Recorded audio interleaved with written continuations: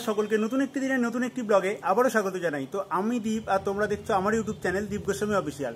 তো প্রথমে তোমাদের সকলের কাছে আমি ক্ষমা প্রার্থী, কারণ বেশ কিছুদিন ঠিকঠাক মতো ভিডিও দিতে পারছি না, কারণ আমার মায়ের শরীরটা খারাপ ছিল। এবার সেই ছোটাছুটি করতে করতে আমারও কিন্তু শরীরটা একটু খারাপ হয়ে পড়েছে এবং প্রচণ্ড পরিমাণে গরম, সমস্ত জায়গায় কিন্তু যেতে পারছি না।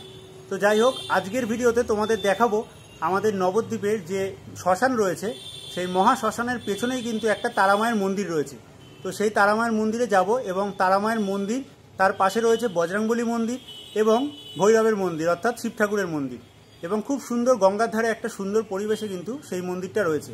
তো সেই মন্দিরটাই দেখাবো। তো চলো সরাসরি মন্দিরের সামনে গিয়ে তোমাদের সাথে আবার কথা হচ্ছে। তো দেখতে থাকো আজকে সম্পূর্ণ ভিডিও।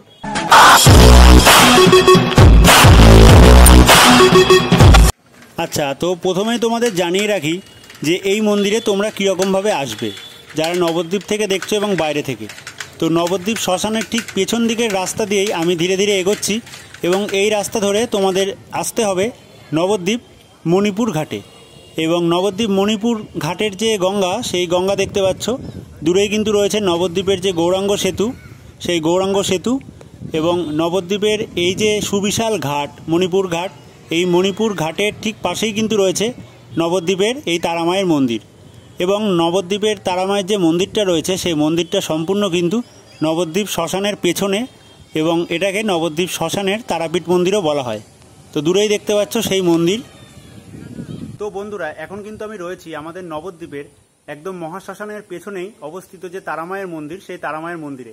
তো চলো তারামাকে এবং এই মন্দিরের যে ভৈরব রয়েছে সেই ভৈরবকে তোমাদের এবার দর্শন করানো যাক। তো আগের ভিডিওতে আমি তোমাদের দেখিয়েছিলাম অনেক মাস আগে নবদ্বীপের পোড়াঘাটে তারামায়ের মন্দির, লিঙ্ক আমি দিয়ে দেবো, এবং দূরেই দেখতে পাচ্ছ মায়ের মন্দিরের চূড়ো। তো চলো এই মন্দিরের ভেতরে প্রবেশ করব, এবং মন্দিরে যাওয়ার যে রাস্তা, সেই রাস্তাটা তোমরা দেখতে পাচ্ছ, এবং গাছে হনুমান বসে আছে। পাশেই কিন্তু মা গঙ্গা, এবং এই মন্দিরের ঠিক পেছনেই কিন্তু নবদ্বীপের মহাশ্মশান। তো খুব সুন্দর একটা শান্ত পরিবেশে এই নবদ্বীপের তারামায়ের মন্দির কিন্তু রয়েছে। প্রথমেই এই মন্দিরে প্রবেশ করতে ঠিক ডান সাইডে কিন্তু রয়েছে পঞ্চমুখী হনুমানের মন্দির। এই পঞ্চমুখী হনুমানের মন্দির নবদ্বীপে কিন্তু আমার যেটুকু জানা আছে এই একটাই আছে, আর কিন্তু নেই।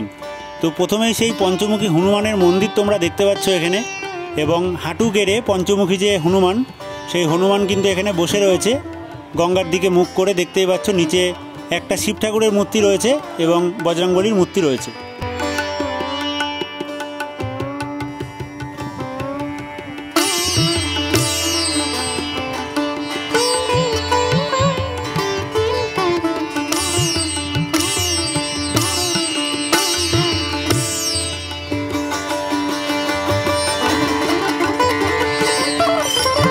এই পঞ্চমুখী হনুমানকে তোমাদের দর্শন করানোর পরে এবার এই গেট দিয়ে চলো ভেতরে প্রবেশ করি, এবং যে তারামায়ের মন্দির রয়েছে সেই মন্দিরের ভেতরে বিভিন্ন ধরনের ফুলের কিন্তু গাছ রয়েছে।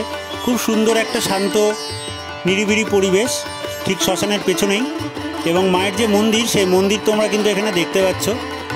এবং এই তারামায়ের মন্দিরে তোমরা চাইলে কিন্তু সকালবেলায় টিকিট কেটে ভোগ প্রসাদও গ্রহণ করতে পারো।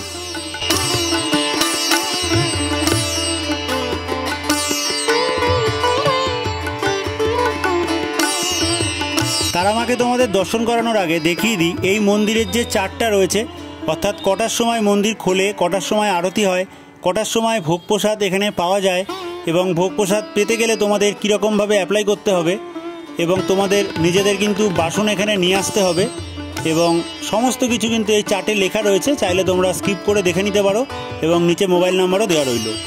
তো এবার তোমাদের দেখাচ্ছি তারামায়ের এই মন্দিরের সামনে ঠিক ধূপ মোমবাতি জ্বালানোর কিন্তু একটা জায়গা রয়েছে, এবং দূরেই দেখতে পাচ্ছ তারামা।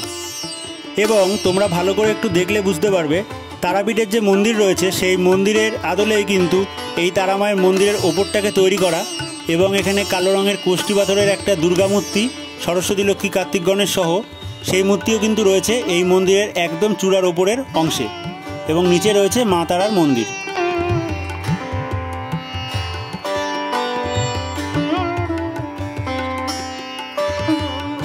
তারামাকে তোমাদের দর্শন করানোর আগে এই পাশেই কিন্তু রয়েছে এই মন্দিরের ভৈরবের মন্দির, অর্থাৎ শিব ঠাকুরের মন্দির।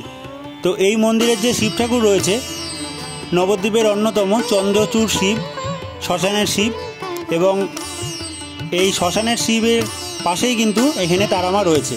তো দেখতে পাচ্ছ সেই চন্দ্রচূড় শিবকে তোমরা একদম সামনে থেকে।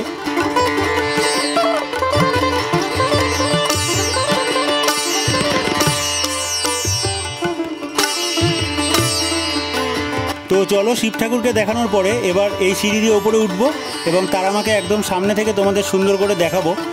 দেখানোর আগে তোমাদের একটা কথা বলি, যারা এখন অবধি ভিডিওটা দেখছো লাইক করোনি, অবশ্যই কিন্তু একটা লাইক করে দিও। এবং দেখতেই পাচ্ছ খুব সুন্দরভাবে কিন্তু তারা মা এই মন্দিরে সুসজ্জিত রয়েছে এবং প্রতিদিন কিন্তু এখানে নিত্য পুজো হয় এই তারা মায়ের। তো অসাধারণ সুন্দর কিন্তু মায়ের যে মুখমণ্ডল সেই তারা মাকে তোমরা দেখতে পাচ্ছ।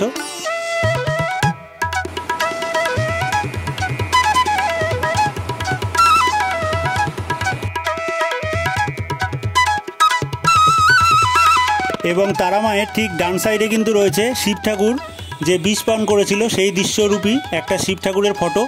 এবং বাঁ সাইডে রয়েছে সাধক বামাখ্যাপার একটা মূর্তি রয়েছে এবং কিন্তু একদম মাঝখানে সুসজ্জিত, এখানে শাড়ি পরে সুসজ্জিত দেখতে পাচ্ছ এই তারা মায়ের মূর্তি।